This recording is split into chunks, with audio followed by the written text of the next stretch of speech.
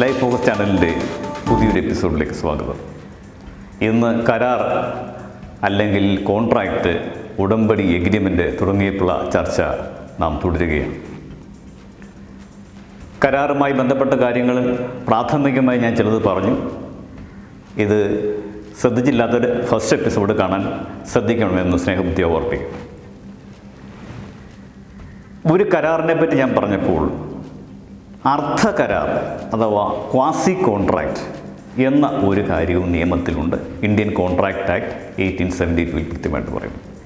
എന്താണ് quasi contract അല്ലെങ്കിൽ അർത്ഥ കരാർ? ഒരു കരാറിനെ കുറിച്ച് രണ്ടായിട്ട് മുറിച്ച് അങ്ങനെയാണോ അർത്ഥ കരാർ ഉണ്ടാക്കുന്നത്? അങ്ങനെയല്ല.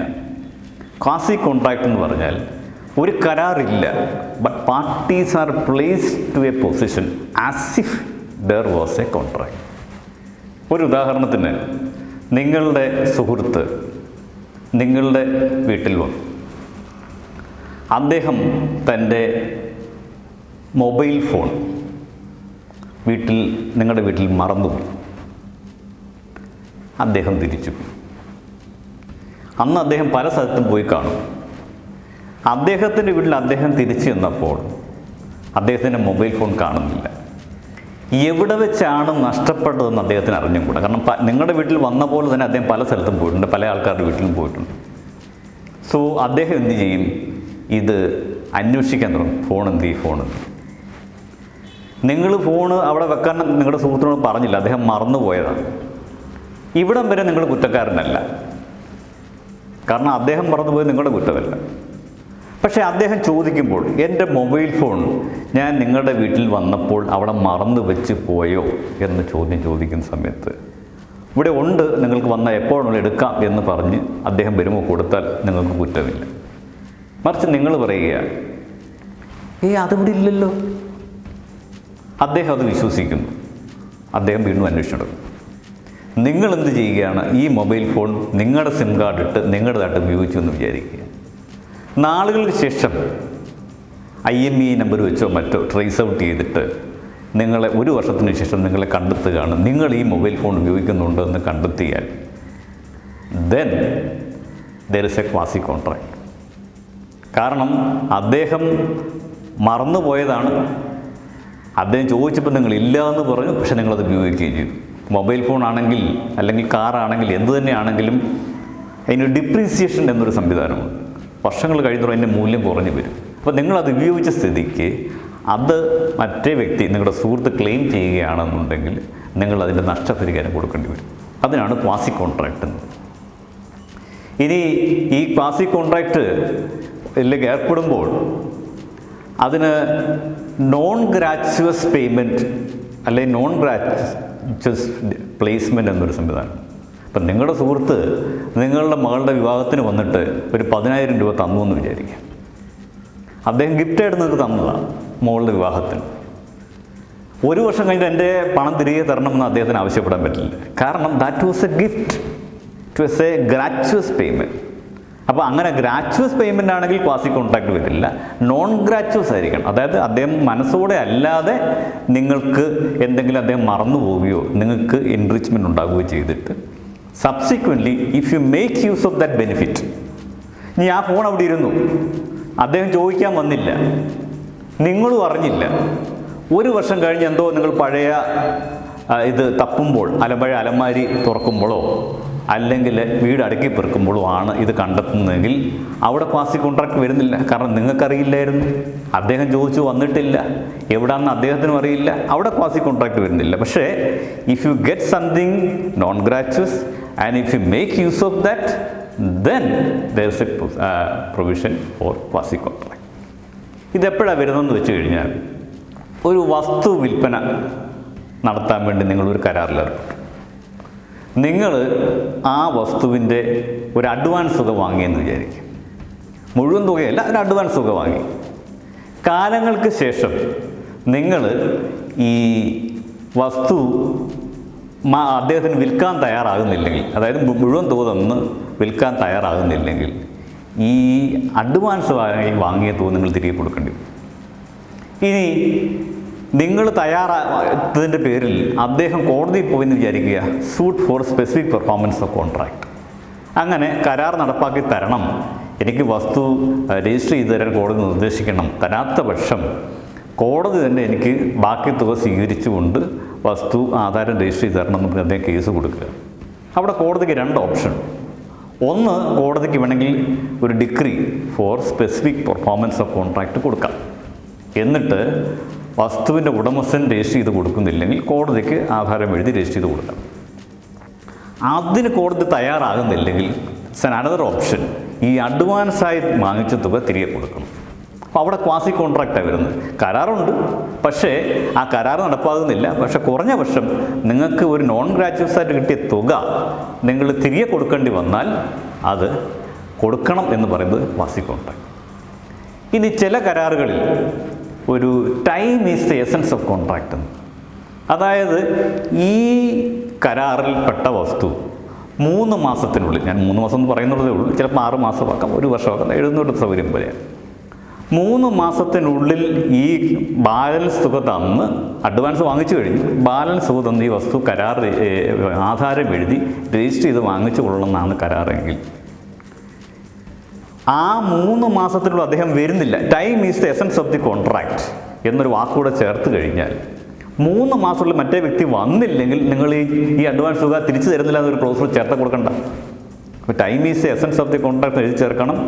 ഈ കാലാവധി കഴിഞ്ഞ് പിന്നീട് വന്നാൽ അഡ്വാൻസ് തുക തിരിച്ചു കൊടുക്കുന്നതല്ല എന്നൂടെ എഴുതി ചേർത്ത് കഴിഞ്ഞാൽ അഡ്വാൻസ് തുക വാങ്ങിയതാണെങ്കിൽ നിങ്ങൾ തിരിച്ചു കൊടുക്കേണ്ട ആവശ്യം വരുന്നില്ല. അപ്പോൾ അങ്ങനെ time is the essence of the contract, സമയം ഇതിന് മൂല്യവത്തായ ഒന്നാണ്, ഇതിൻ്റെ അടിസ്ഥാനമായ കാര്യമാണ് എന്ന് എഴുതി കഴിഞ്ഞാൽ അതനുസരിച്ച് നിങ്ങൾക്ക് വ്യവസ്ഥകൾ മാറ്റാവുന്നതാണ്. ഇപ്പോൾ ഒരു കരാർ എഴുതുമ്പോൾ അതിലെ വ്യവസ്ഥകൾ വളരെ പ്രധാനപ്പെട്ടതാണ്. ഈ വ്യവസ്ഥകൾ 2 കൂട്ടരും പാലിക്കാൻ ബാധ്യസ്ഥരാണ്. അപ്പോൾ കരാറിൽ ഏർപ്പെടുന്ന 2 കൂട്ടരും പാലിക്കാം. ഏതെങ്കിലും വ്യക്തി ആ കരാർ വ്യവസ്ഥകൾ പാലിച്ചില്ലെങ്കിൽ മറ്റേയാൾക്ക് നഷ്ടപരിഹാരം തേടാവുന്നതാണ്, അല്ലെങ്കിൽ കോടതിയിൽ കേസ് കൊടുത്ത് വിധി വാങ്ങിക്കാവുന്നതാണ്. ഇനി ഈ കരാർ പ്രകാരമുള്ള വ്യവസ്ഥകൾ കരാറിൽ ഏർപ്പെടുന്നവർക്ക് ഉള്ളിൽ മാത്രമായിരിക്കും. ഇപ്പം നിങ്ങളും നിങ്ങളുടെ സുഹൃത്തുക്കൾ കരാറിൽ ഏർപ്പെട്ടാൽ സുഹൃത്തിൻ്റെ ഭാര്യയ്ക്ക് അത് ലയബിലിറ്റി വരണമെന്നില്ല, കാരണം സുഹൃത്ത് വെള്ള കരാറാണ്. പക്ഷേ ഭാര്യയ്ക്ക് ലയബിലിറ്റി എപ്പം വരും? സുഹൃത്ത് മരിച്ചു പോയി കഴിഞ്ഞാൽ അദ്ദേഹത്തിൻ്റെ ലീഗൽ സക്സസർ അല്ലെങ്കിൽ ലീഗൽ റെപ്രസെൻറ്റേറ്റീവ് എന്നാൽ അദ്ദേഹത്തിൻ്റെ ഭാര്യയ്ക്കും മകൾക്കും ഇതിൽ ബാധ്യത സബ്സിക്വൻ്റായിട്ട് വന്നു ചേരുകയും ചെയ്യും. അപ്പോൾ അങ്ങനെയും ഒരു കാര്യം വളരെ പ്രധാനപ്പെട്ട. ഇനി ഈ കരാറിൽ ഏർപ്പെടുമ്പോൾ നമ്മൾ 2 സാക്ഷികൾ വേണം എന്ന് എല്ലാ കരാറിലും നിർബന്ധം പിടിക്കാറ്. അപ്പം സാക്ഷികൾക്ക് സാധാരണ പ്രത്യേകിച്ച് റോളൊന്നുമില്ല, കരാറിൽ ഏർപ്പെടുന്നവർക്കാണ് എന്തെങ്കിലും പ്രയോജനം ഉണ്ടാക്കുക, കൊടുക്കൽ വാങ്ങലൊക്കെ അവർ തമ്മില്ല. ഈ സാക്ഷിയായിട്ട് നിൽക്കുന്നയാൾ അവർക്ക് പ്രത്യേകിച്ചൊന്നും കാര്യമില്ല, അവർ ഒപ്പിടുകയും ചെയ്യും. അങ്ങനെ ഒപ്പിടുന്നതിൽ എന്തെങ്കിലും ദോഷമുണ്ടോ എന്നുള്ളതാണ് പ്രധാനപ്പെട്ട ചോദ്യം. ഇനി കരാറിൽ ഏർപ്പെട്ട വ്യക്തികൾ ആരെങ്കിലും കരാർ പാലിക്കുന്നില്ലെങ്കിൽ സാക്ഷികൾക്ക് എന്തെങ്കിലും ഉത്തരവാദിത്വമുണ്ടോ? സാധാരണഗതിയിൽ സാക്ഷികൾ പ്രത്യേകിച്ച് ഉത്തരവാദിത്വമില്ല. എന്നാൽ ഈ സാക്ഷികളും കോടതിയിൽ അല്ലെങ്കിൽ ബാങ്കിൽ ലോണിന് ജാമ്യം നിൽക്കുന്ന വ്യക്തികളും കോടതിയിൽ പ്രതിയെ ജാമ്യത്തിലിറക്കുന്ന വ്യക്തികളുള്ള ജാമ്യക്കാരും സാക്ഷികളും രണ്ടാണ്. ജാമ്യക്കാരെന്ന് പറഞ്ഞാൽ ഈ പണം കടം വാങ്ങുന്നയാൾ യഥാസമയം പണം തിരികെ തരുന്നില്ലെങ്കിൽ ഞാൻ തന്നുകൊള്ളാം എന്നാണ് ജാമ്യക്കാരനൊപ്പെടുന്നത്. ആ സാഹചര്യത്തിൽ പ്രിൻസിപ്പൽ ഡെറ്റർ ഒറിജിനലായിട്ട് കടം വാങ്ങിയ വ്യക്തി കൊടുക്കുന്നില്ലെങ്കിൽ ബാങ്കിൽ പോയി ജാമ്യക്കാരനായിട്ട് ഷുവർട്ടിയായിട്ട് ഒപ്പിട്ടുകൊടുക്കുന്ന പണം കൊടുക്കേണ്ടി വരും. അത് ഷുവർട്ടിയാണ്. എന്നാൽ കരാറിൽ സാക്ഷിയായി ഒപ്പിടുന്ന വ്യക്തിക്ക് മറ്റേ വ്യക്തി പാലിച്ചില്ലെങ്കിൽ അതിന് പ്രത്യേകിച്ച് നിയമപരമായ ബാധ്യതയൊന്നുമില്ല. അതാണ് ജാമ്യക്കാരനും സാക്ഷിയും തമ്മിലുള്ള വ്യത്യാസം. ആക്ച്വലി ഈ ജാമ്യക്കാരുള്ള കരാർ സാധാരണ ഒരു കരാറിൽ ഏർപ്പെടുന്ന പ്രോമിസറും പ്രോമിസിയും മാത്രമേ ഉണ്ടാകത്തുള്ളൂ. അത് 2 വ്യക്തി, അതിന് ബൈലാറ്ററൽ കോൺട്രാക്റ്റ് എന്ന് പറയും. എന്നാൽ ഈ ജാമ്യ കരാറിൽ bilateral it's a tripartite agreement, 3 കക്ഷികളുള്ള എഗ്രിമെൻറ്റ്. ഒന്നാമത്തേത് പ്രിൻസിപ്പൽ ഡെറ്റർ, രണ്ടാമത്തേത് ക്രെഡിറ്റർ, 3 ദി ഷുവർട്ടി.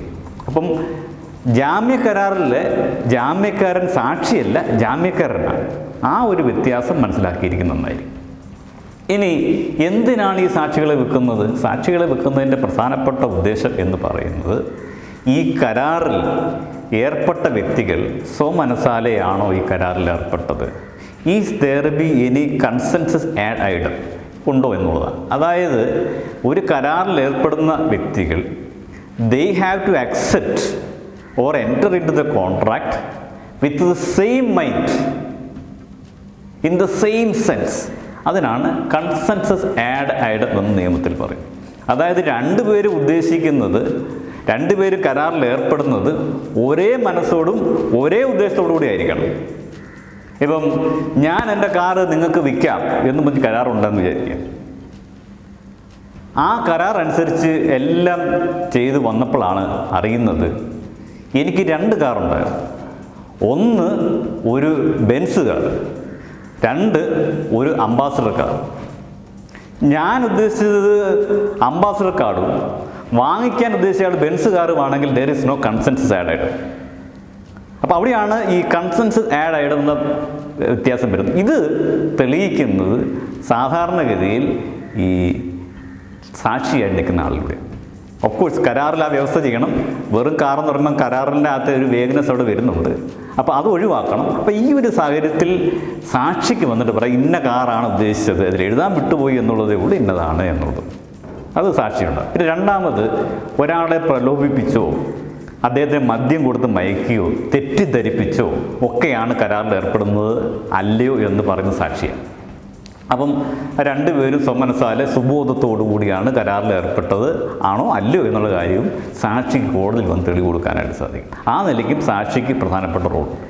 ഇനി കോടതിയിൽ 2 സാക്ഷികൾ വെക്കുന്നത് എന്തിനാണെന്നൊരു സംശയം തോന്നാം. അത് വളരെ സിമ്പിളാണ്. 2 പേര് പറയുമ്പോൾ ഒന്നുകൂടെ അതിനൊരു കൊറോബറേഷൻ കിട്ടും. രണ്ടാമത് ഒരു സാക്ഷി മരിച്ചു പോയാൽ മറ്റേ ആൾക്കെങ്കിലും കുറഞ്ഞ പക്ഷം വന്ന് മൊഴി നൽകാനായിട്ട് സാധിക്കും. അതുകൊണ്ടാണ് 2 സാക്ഷികൾ വെക്കുന്നത്. 2 സാക്ഷികൾ വെക്കുന്നത് അങ്ങനെയാണെന്നുള്ളതേ ഉള്ളൂ. ഇപ്പോൾ ഒരു സാക്ഷിയെ ഉള്ളെങ്കിലും സാധാരണഗതിയിൽ നിയമപ്രകാരം 2 സാക്ഷികളൊന്നും നിർബന്ധമില്ല എന്നുണ്ടെങ്കിൽ ഒരു സാക്ഷിയാണെങ്കിലും ഇറ്റ് ഈസ് ഓക്കെ. 2 സാക്ഷികൾ വെക്കുന്നു എന്ന് മാത്രം.